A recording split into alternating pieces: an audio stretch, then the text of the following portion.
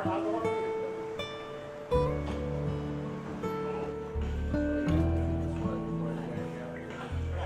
was just in for a regular physical last December.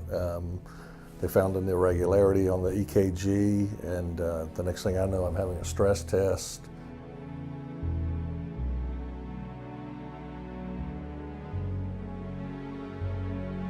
I'm pretty confident I wouldn't be here right now had they not done that.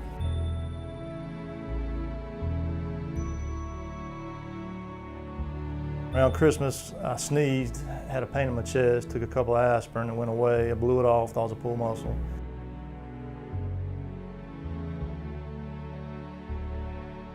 My primary order is something called a heart ultrasound.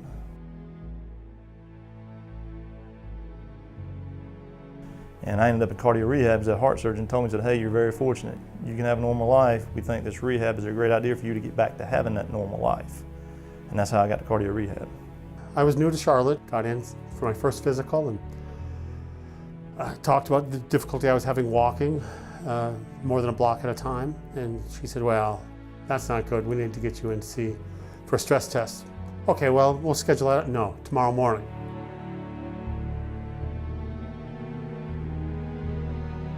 Did a calf test and realized that they needed to do bypass surgery the following Monday.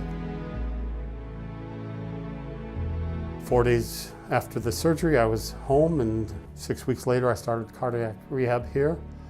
When I first came in here, I was like, yeah, I gotta go through this because they're gonna make me go through it. And it took me 3 weeks to come in before I realized, actually, there is value for me in coming here. Walking in here, they do make you feel very comfortable. The nurses are so great, and they make it, you don't feel like a number. There's great personal contact. And the staff actually encourages you to form friendships because there's a friend. I mean, they take a genuine interest in you, and that's huge. Because I got to tell you, like for me, I mean, I'm 40 years old. I'm looking around. You know, there's nobody in here my age. I'm not supposed to be in here.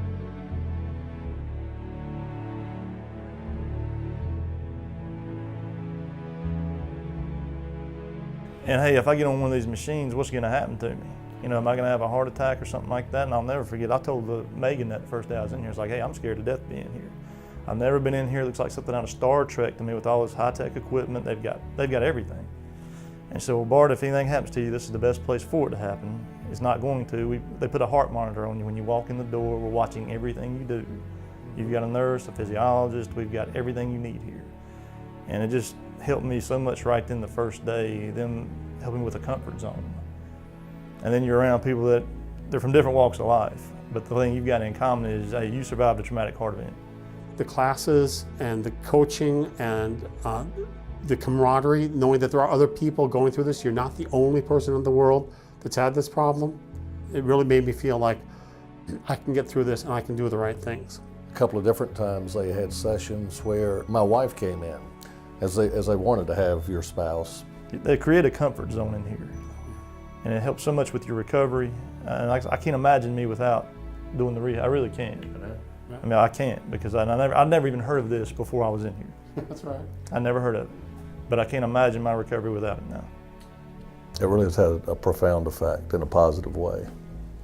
You know, in the cardiac rehab, they do have TVs up, and we had the pleasure of working out during the NCAA tournament.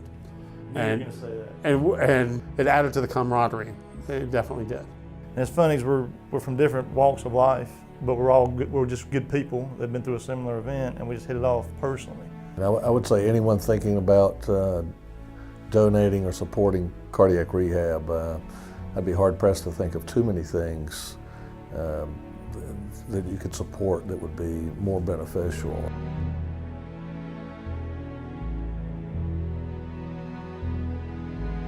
There are other people here that this program, they couldn't afford on their own, and it was very helpful to them, and that was great to see that it was here for them, and the people that are donating, supporting, and participating in the Cupid's Cup make that happen.